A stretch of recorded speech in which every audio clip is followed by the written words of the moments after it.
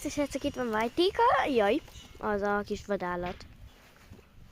Amiben beutattam a macskákat, akkor abban nem volt ilyen vadállat. De az nagyon vadállat, szisza, vadállat, nem.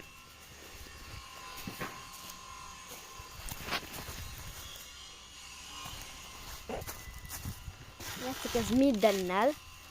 Szia, Gray! Te itt hűsös? A macska, figyelj. Csak vigyázzunk, egyszerűen nyomjuk szegény ezen a hídon. Oké. Jaj! Na mi van, szorgombóc? Lábunkon is játszik, ahogy láttátok. Cica!